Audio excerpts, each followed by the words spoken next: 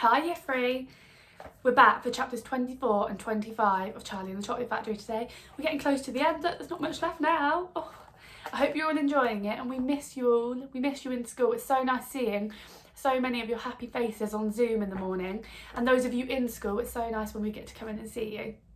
So don't forget to stick around, spot the difference later. I wonder what's changed today. Chapter 24, Veruca in the Nut Room. Mr. Wonka rushed on down the corridor. The nut room, it said on the next door they came to. All right, said Mr. Wonka. Stop here for a moment and catch your breath and take a peek through the glass panel of this door. But don't go in, whatever you do. Don't go into the nut room. If you go in, you'll disturb the squirrels. Everyone crowded around the door. Oh, look, Grandpa, look, cried Charlie. Squirrels, shouted Veruca Salt. Crikey, said Mike TV. It was an amazing sight. 100 squirrels were seated upon high stools around a large table. On the table, there were mounds and mounds of walnuts, and the squirrels were all working away like mad, shelling the walnuts at tremendous speed. These squirrels are specially trained for getting nuts out of walnuts, Mr. Wonka explained. Why use squirrels? Mike TV asked. Why not use Oompa Loompas? Because, said Mr. Wonka, Oompa Loompas can't get walnuts out of a walnut shell in one piece. They always break them in two. Nobody except squirrels can get walnuts whole out of walnut shells every time. It is extremely difficult. But in my factory, I insist upon only whole walnuts. Therefore, I have to have squirrels to do the job. Aren't they wonderful, the way they get those nuts out, and see how they first tap each walnut with their knuckles to be sure it's not a bad one?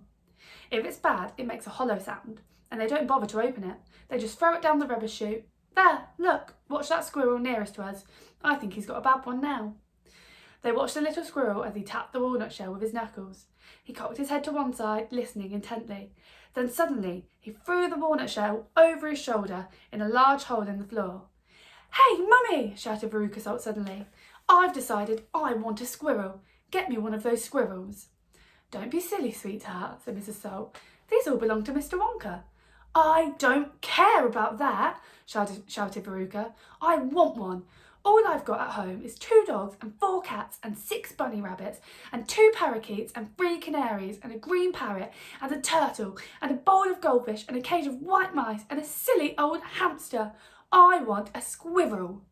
All right, my pet, Mrs. Salt said soothingly. Mummy will get you a squirrel just as soon as she possibly can. But I don't want any old squirrel, Veruca shouted. I want a trained squirrel. At this point, Mr. Salt, Veruca's father, stepped forward. Very well, Wonka, he said importantly, taking out a wallet full of money. How much do you want for one of these squirrels? Name your price. They're not for sale, Mr. Wonka answered. She can't have one. Who says I can't? Shouted Veruca. I'm going to get it myself this very minute. Don't, said Mr. Wonka quickly. But he was too late. The girl had already thrown open the door and rushed in, and the moment she entered the room, 100 squirrels stopped what they were doing and turned their heads and stared at her with small black beady eyes. Veruca Salt stopped also and stared back at them. Then her gaze fell upon a pretty little squirrel sitting nearest to her at the end of the table. The squirrel was holding a walnut in its paws. All right, Veruca said, I'll have you. She reached out her hands to grab the squirrel. But as she did so, in that first split second where her hand started to go forward, there was a sudden flash of movement in the room, like a flash of brown lightning, and every single squirrel around the table took a flying leap towards her and landed on her body. 25 of them caught hold of her right arm and pinned it down. 25 more caught hold of her left arm and pinned that down. 25 caught hold of her right leg and anchored it to the ground, and 24 caught hold of her left leg. The one remaining squirrel, obviously the leader of them all, climbed up on her shoulder and started tapping the wretched girl's head with its knuckles. Save her! Screamed Mrs. Salt. Veruca, come back! What are they doing to her? They're testing to see if she's a bad nut, said Mr. Wonka. You watch. Veruca struggled ferociously, but the squirrels held her tight and she couldn't move. The squirrel on her shoulder went tapping, and the side of her head with his knuckles. Then all at once, the squirrels pulled Veruca to the ground and started carrying her across the floor. My goodness, she is a bad nut after all, said Mr. Wonka. Her head must have sounded pretty hollow.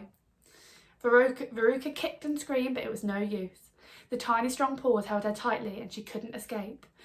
"Where are they taking her?" shrieked Mrs. Salt. "She's going where all the bad nuts go," said Mr. Willy Wonka. "Down the rubbish chute." "By golly, she is going down the chute," said Mr. Salt, staring through the glass at his daughter. "Then save her!" cried Mrs. Salt. "Too late," said Mr. Wonka. "She's gone." And indeed she had. "But where?" shrieked Mrs. Salt, flapping her arms. "What happens to the bad nuts? Where does the chute go to?"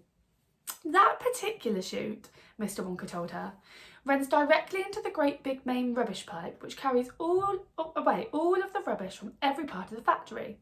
All the floor sweepings and potato peelings and rotten cabbages and fish heads and stuff like that." "Who eats fish and cabbage and potatoes in this factory, I'd like to know," said Mike TV. "I do, of course," answered Mr. Wonka. "You don't think I live on cacao beans, do you?" But, shrieked Mrs. Salt, "where does the great big pipe go to in the end?" "Why, to the furnace, of course," Mr. Wonka said calmly. "To the incinerator." Mrs. Salt opened her huge red mouth and started to scream. "Don't worry," said Mr. Wonka. "There's always a chance that they've decided not to light it today." "A chance?" yelled Mrs. Salt. "My darling Veruca, she'll be sizzled like a sausage." And there's Mr. and Mrs. Salt and Mr. Wonka.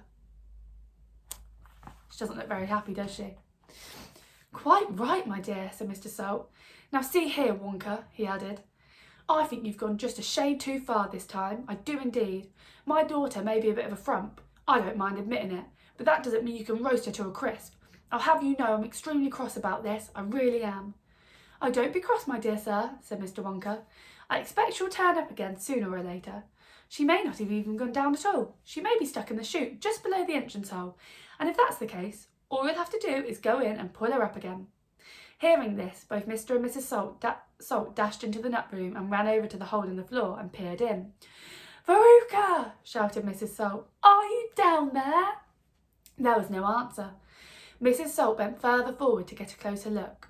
She was now kneeling right on the edge of the hole with her head down and her enormous behind sticking up in the air like a giant mushroom.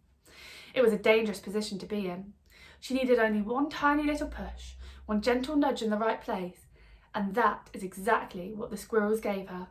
Over she topped into the hole head first, screeching like a parrot. "Good gracious me," said Mr. Salt as he watched his fat wife go tumbling down the hole. "What a lot of rubbish there's going to be today." He saw her disappearing into the darkness. "What's it like down there, Angina?" he called out. He leaned further forwards. Oh, look, there's him leaning over the hole. What are the squirrels going to do? The squirrels rushed up behind him. "Help!" he shouted, but he was already toppling forward and down the chute he went, just as his wife had done before him, and his daughter. "Oh dear!" cried Charlie, who was watching with the others through the door. "What on earth's going to happen to them now?" "I expect someone will catch them at the bottom of the chute," said Mr. Wonka. "But what about the great fiery incinerator?" asked Charlie. "They only light it every other day," said Mr. Wonka. "Perhaps this is one of the days when they let it go out. You never know. They might be lucky." "Shh," said Grandpa Joe. "Listen, here comes another song." From far away down the corridor came the beating of drums. Then the singing began.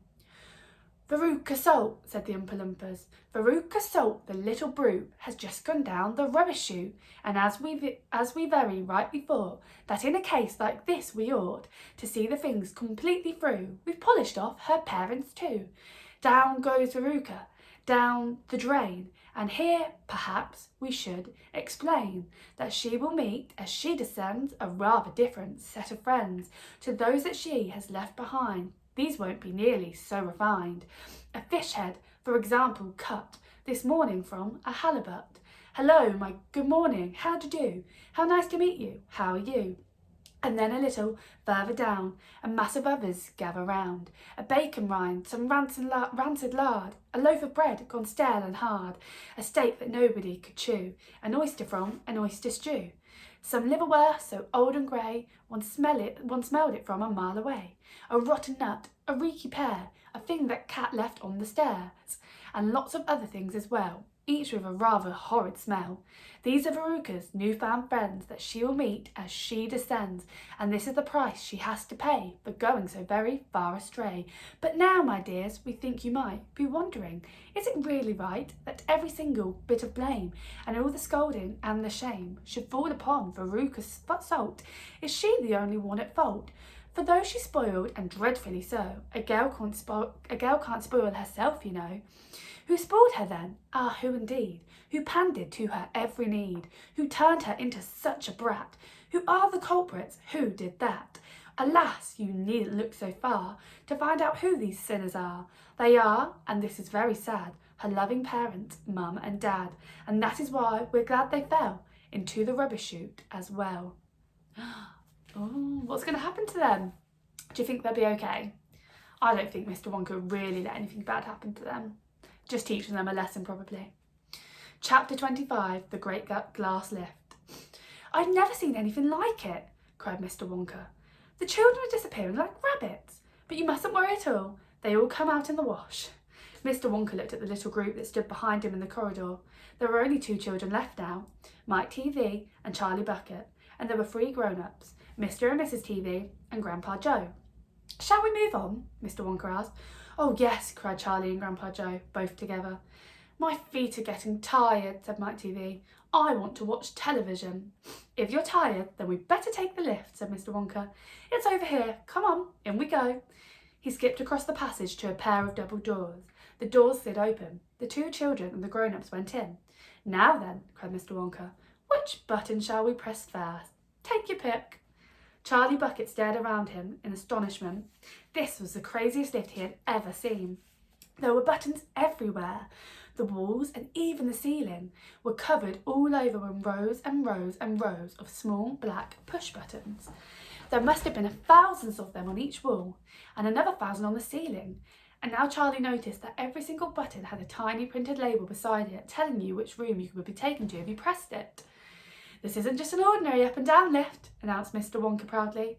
This lift can go sideways and long ways and slant ways and any other way you can think of. It can visit any single room in the whole factory, no matter where it is. You simply press the button and zing, we're off. Fantastic, murmured Grandpa Joe. His eyes were shining with excitement as he stared at the rows of buttons. The whole lift is made of thick, clear glass, Mr. Wonka declared. Walls, doors, ceiling, floor, everything is made of glass so that you can see out. But there's nothing to see, said Mike TV. Choose a button, said Mr. Wonka. The 2 children may press 1 button each, so take your pick, hurry up. In every room, something delicious and wonderful is being made. Quickly, Charlie started reading some of the labels alongside the buttons. The Rock Candy Mine, 10,000 feet deep, it said on one. Coconut ice skating rinks, it said on another. Then, strawberry juice water pistols. Toffee apple trees for planting out in your own garden, all sizes. Exploding sweets for your enemies. Luminous lollies for eating in bed at night. Mint jujubes for the boys next door. They'll give him green teeth for a month. Cavity-filling caramels, no more dentists. Stick jaw for talkative parents. Wriggle sweets that wriggle delightfully in your tummy after swallowing. Invisible chocolate bars for eating in class. Sugar-coated pencils for sucking. Fizzy lemonade swimming pools. Magic hand fudge. When you hold it in your hand, you taste it in your mouth. Rainbow drops. Suck them and you can spit in different colours. Come on, cried Mr. Wonka. We can't wait all day. Isn't there a television room in all this lot? Asked Mike TV. Certainly there's a television room, Mr. Wonka said. That button over there. He pointed with his finger. Everybody looked. Television chocolate, it said on the tiny label beside the button. Whoopee! Shouted Mike TV. That's for me. He stuck out his thumb and pressed the button. Instantly there was a tremendous whizzing noise. The doors clanged shut and the lift leaped away as though it had been stung by a wasp. But it leapt sideways and all the passengers, except Mr. Wonka, who was holding onto a strap from the ceiling, were flung off their feet onto the floor. Get up, cried Mr. Wonka, roaring with laughter. But just as they were staggering to their feet, the lift changed direction again and swerved violently round a corner, and over they went once more. Help! Shouted Mrs. TV. Take my hand, madam, said Mr. Wonka gallantly. There you are. Now grab this strap. Everybody grab a strap. The journey's not over yet. Old Grandpa Joe staggered to his feet and caught hold of a strap. Little Charlie, who couldn't possibly reach as high as that, put his arms around Grandpa Joe's leg and hung on tight. The lift rushed on at the speed of a rocket. Now it was beginning to climb. It was shooting up and up and up on a steep, slanty course, as if it were climbing a very steep hill. That's them going up in the lift. You see it's quite slanted, and Charlie holding on to his granddad's leg. Then suddenly, as though it had come to the top of the hill and gone over a precipice, it dropped like a stone, and Charlie felt his tummy coming right up into his throat. And Grandpa Joe shouted, "Yippee! Here we go!" And Mrs. TV cried out, "The rope has broken! We're going to crash!" And Mr. Wonka said, "Calm yourself, my dear lady," and patted her comfortingly on the arm. And then Grandpa Joe looked down at Charlie, who was clinging to his leg, and he said, "Are you all right, Charlie?" Charlie shouted, "Oh, I love it! It's like being on a roller coaster." And through the glass walls of the lift, as it rushed along, they caught sudden glimpses of strange and wonderful things going on in some of the other rooms. An enormous spout with brown sticky stuff oozing out of it on the floor. A great craggy mountain made entirely of fudge with Oompa Loompas, all roped together for safety, hacking huge chunks of fudge out of the sides. A machine with white powder spraying out over like a snowstorm.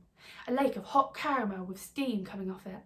A village of Oompa Loompas with tiny houses and streets and hundreds of Oompa Loompas children, no more than 4 inches high, playing in the streets.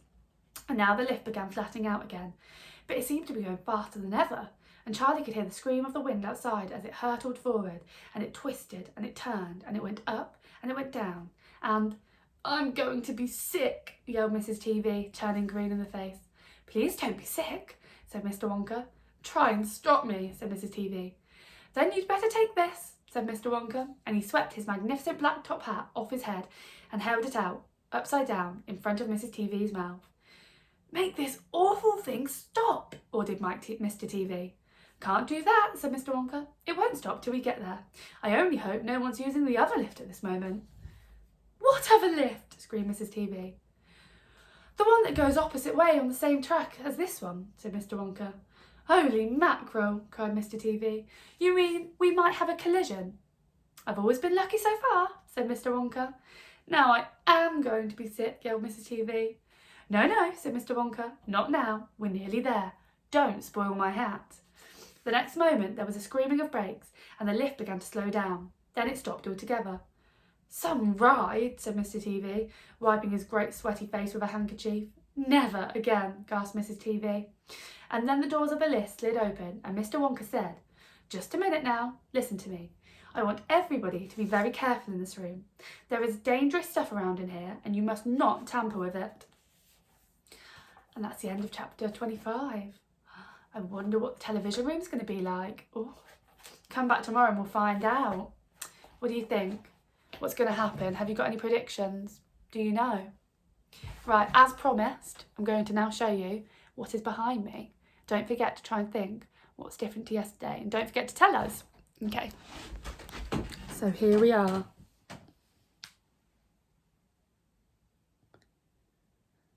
What's different? They look like they're having a nice time, don't they? Well, I hope you enjoyed that year 3, and I'm looking forward to seeing you all soon. Have a nice evening. Bye.